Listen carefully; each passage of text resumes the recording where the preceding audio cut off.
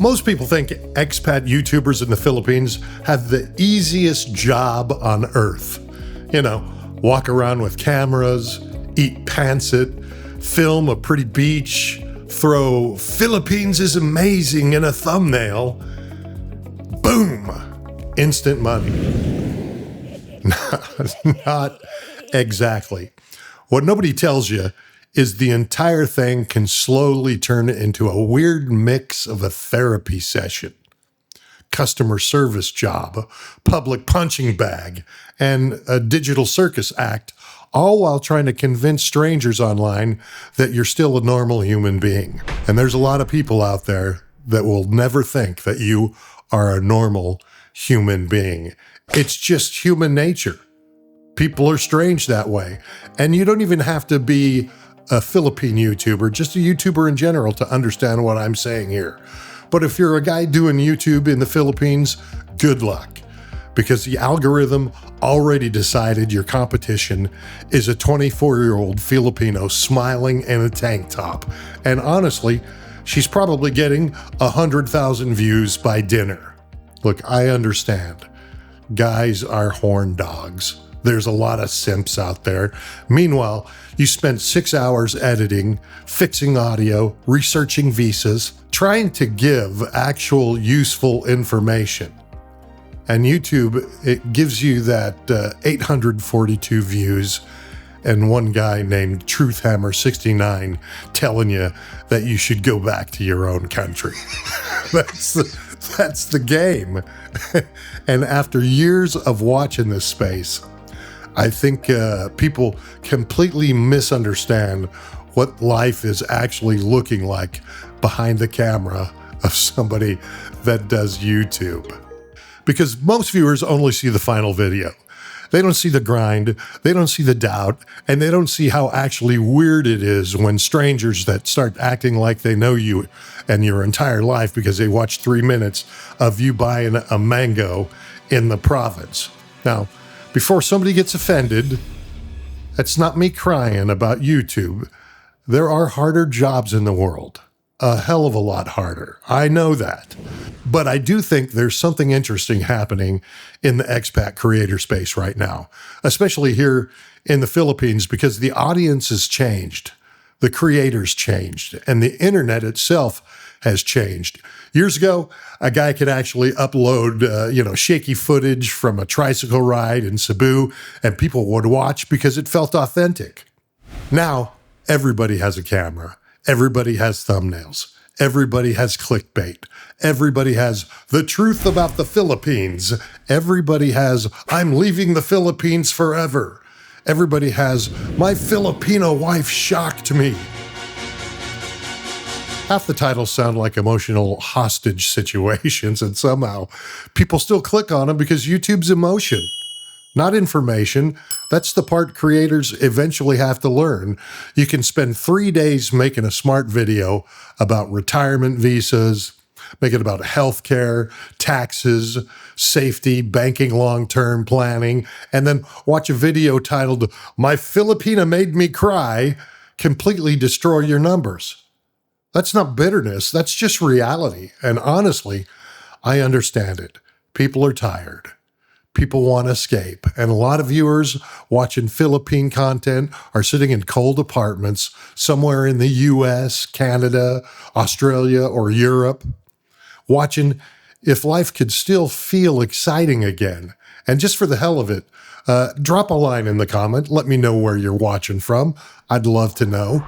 Guys see palm trees, a lot of time delivered by an attractive Filipina, that they have thoughts in the back of their mind. Maybe if I subscribe to her, I might get my chance. Maybe if I comment 100 times how beautiful she is, she'll say hi and we can start talking. Yeah. They see smiling people, cheap beer, sunsets, a girl laughing next to a guy 20 years older than her, and suddenly the brain starts going, maybe I should move there too. The fantasy is definitely powerful, very powerful, and the creators know it. Some lean into it honestly, others lean into it like they're running a late-night infomercial for loneliness. Now, here's where things kind of get awkward. Male creators in this space have a mountain to climb unless they already have an audience, Or they become a character. Make that of it what you will. I'm sure you've seen many characters on YouTube. That's the secret that nobody says out loud. The algorithm rewards extremes. If you're calm, balanced, honest, and nuanced, the algorithm basically pats you on the head and says, "That's adorable." Yeah. Then it promotes a guy screaming in the thumbnail, holding a pregnancy test next to a scooter accident. And the female creators? Different universe entirely. A cute Filipina can literally start a channel tomorrow with an iPhone, bad lighting, and a smile, and she already has a built-in advantage. That's not hate. That's just human nature. It's mixed with the internet behavior as well. Men click on attractive women. This is not breaking news. If a pretty girl walks through a wet market smiling and saying, "Come with me today," half the internet suddenly becomes deeply interested in Filipino vegetables. Meanwhile, some guy spent 4 hours explaining immigration law. People are asleep by minute 3. Again, reality and honestly, many female creators work hard too. Very hard. Some are incredibly smart. Some edit well. Some understand audiences' psychology better than major companies. But attraction absolutely helps. Anybody denying it is lying to themselves. Sex appeal has always sold. Television knows it. Movies know it. Advertisers know it. YouTube knows it. What is that site you pay to see naked women? They know it. And expat content sits right in the middle of fantasy, travel, escape, relationship, and lifestyle envy. That combination is like crack cocaine for the algorithm. And here's the part viewers rarely understand. Building a real audience is brutally difficult. Not a viral moments, not one big video, a real audience. It takes years.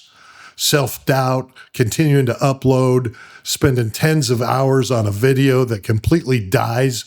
People see subscriber counts, but they don't see the emotional wear and tear, especially smaller creators.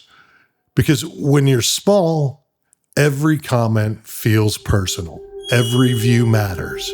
Every upload feels like a test, and you start questioning yourself constantly. Am I boring? Should I be more dramatic? Should I make more fake titles? Should I talk about relationships more? Should I start arguments? Because controversy works. Oh, it absolutely works. You can upload 5 things I love about living in Dumaguete. Nice, wholesome video. Then somebody else loads, "The Philippines is collapsing." Guess which one wins? Yeah, the angry thumbnail guy, every single time. You could upload a video about eating barbecue, and somehow 2 grown men from Ohio will start fighting about geopolitics in the comments. Nobody even remembers what the video was about anymore. Now add expat culture into that. Oh, yeah. That brings out a special kind of keyboard warrior. Some of these guys, seems like they wake up every morning like unpaid hall monitors of Southern Asia. They patrol comment sections like digital security guards. "You're doing it wrong. You paid too much. She's using you. You'll regret moving there. You're not a real expat. You're ruining the country. You should stayed at home." And my favorite, of course, "I've lived here longer than you." As if residency years are karate belts. Congratulations, Sensei. What's funny is many of the loudest critics don't even create anything themselves. No videos, no channel, no business, no risk, no vulnerability, just profile pictures from 2012 and unlimited opinions. Some of them don't even have pictures, they just a circle with a letter in it. And here's what takes time for some to understand. A lot of angry comments are just lonely guys. Not evil, lonely. Big difference. Some people use comment sections as the only place they feel visible. Think about it. A retired guy sitting alone somewhere, maybe doesn't have much going on anymore. Then he discovers YouTube. Suddenly he has access to real people talking every day. He can argue, debate, correct people, feel involved. For some viewers, the comment section becomes their social life. That changes how you should look at criticism. Not all criticism. Some people are just jerks, and that's just a fact. Let's not romanticize anything. But sometimes behind the aggressive comment is a bored and isolated human being trying to matter for 30 seconds. And honestly, creators are weird too. They're very weird. You start talking to a camera long enough and your brain changes. At first it feels stupid. You're walking through a market, talking into a lens while locals stare at you like you escaped from somewhere. Then eventually it becomes normal. A lot of times too normal. Then one day you catch yourself thinking, this might make good B-roll. That's when you know the transformation is complete. Rainstorm? Content. Power outage? Content. Broken ferry? Content. You stop fully experiencing moments because part of your brain is constantly observing the moment for YouTube potential. That's a strange way to live, and the audience only sees the polished version, not the editing at 2 a.m., not the burnout, not the pressure to keep the upload because the algorithm forgets you the second you disappear. That's another thing that most people don't understand. YouTube punishes inconsistency like an angry gym coach. Miss uploads, and suddenly your reach falls off a cliff. So creators keep feeding the machine, even when tired, even when sick, even when life gets messy, especially in the expat niche, because audiences become attached fast. People just don't watch creators for content. They watch for companionship and routine, and some viewers are genuinely alone. A creator uploading daily videos from the Philippines becomes part of their morning routine. Cup of coffee, watching some YouTube videos, having breakfast, watch Joe wander Bohol complaining about internet speeds.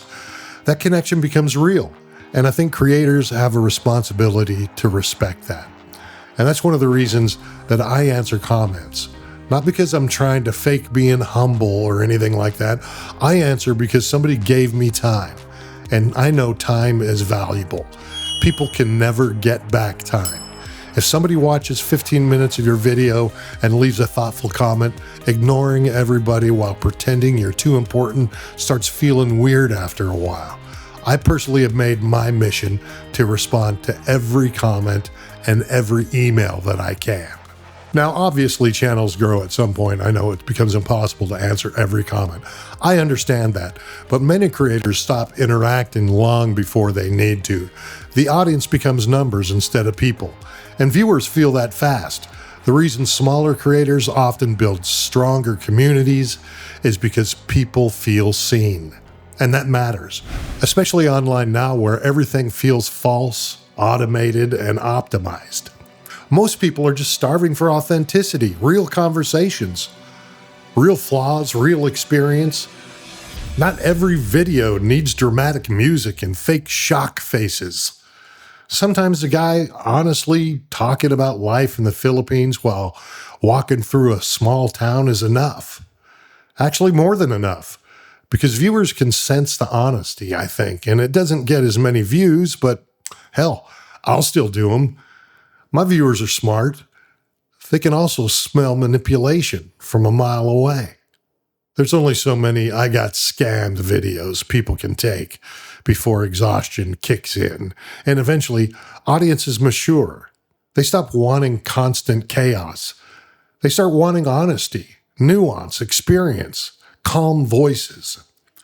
And that's where long-term creators survive. Not by screaming louder. Now let's talk about the emotional elephant in the room. Of men watching Philippines content, they're searching for reinvention. Not just travel tips, reinvention. Some are divorced. Some are burned out. Some spend decades working jobs they hated, and suddenly they realize they're old enough to see the clock ticking. Then they discover Southeast Asia, and something wakes them up again. Adventure, possibility, hope.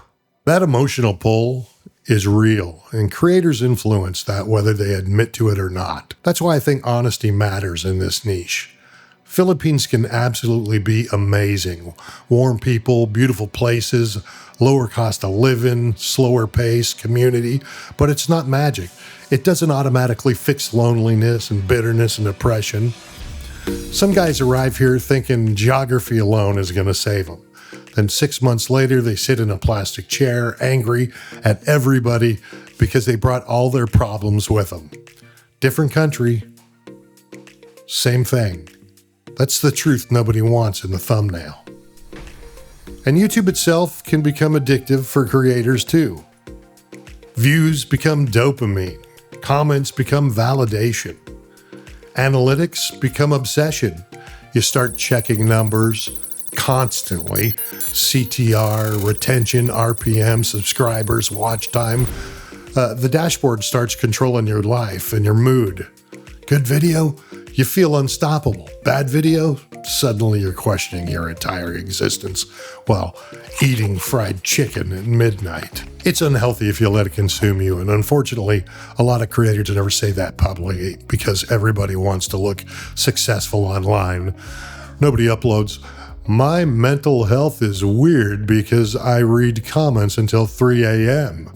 But it happens more than people realize, especially solo creators living abroad, because isolation amplifies internet feedback. One nasty comment can stick in your head all day if you let it, and if you're alone too much, because memorable, positive comments, they just barely register after a while. Humans' brains are very strange, and despite all this, I still think creating content is worth it. Not because of money, they don't pay you that well. Not because of views, but because life has meaning. Years from now, these videos are going to become memories, conversation, time capsules, moments that would otherwise disappear forever. My kids can watch their father long after I'm gone. How was life? What was I thinking? What did I do and go through? That matters, especially for expats. Because living abroad changes you slowly in ways it's hard to explain. Your habits change, your perspective changes, your definition of happiness changes. And sharing that honestly can genuinely help people. Not everybody wants fake luxury. Not everybody wants rented Lamborghinis and motivated speeches from guys wearing sunglasses indoors. Although I wear them sometimes because I can't see in their prescription sunglasses, and I can't find my others because the kids have stepped on them or broke them in two like a wishbone. True story. I love you kids. You're the best. Some viewers just want truth. What's daily life about? What's hard? What's beautiful? What's disappointing? What's funny? What's lonely? What's worth it? That honesty creates connection, and connection is the only real currency left online. It's not views, it's not subscribers, because viewers eventually figure out who's real and who's performing. It might take time, but they figure it out. And honestly, the creators who last the longest are usually not the loudest. They're the most consistent, the most human. The ones willing to say, yeah, this place is great sometimes, and sometimes it is just frustrating as hell. That balance matters because real life is balance. Not thumbnails, not outrage, not fantasy, just life. Messy, funny, awkward life. And maybe that's why people keep watching expat content in the first place.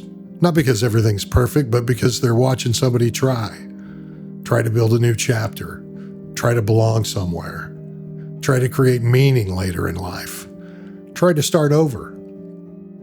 I think that's relatable. And maybe the reason I still answer comments is simple. I know what it feels like to be unheard. A lot of people do. So if somebody takes a few minutes to say something thoughtful on a video, I try to respond when I can, because behind every username is usually just another human being trying to connect to, even the weird ones, especially the weird ones. And honestly, without viewers, creators are just random people talking to cameras, which when you think about it, is already insane enough. If you want the real truth about living in the Philippines as an expat, slap a like on this video, share it with someone, and subscribe. I try to improve with every video I do. Yes, I fail sometimes, but hey, that's not going to stop me from moving forward and trying, bringing you something better every time. So please check these out. Let me know what you thought. Be excellent to each other, and remember, this was never about the Philippines. It's how you show up when you get here. Thanks so much for watching, and we'll see you in the next video.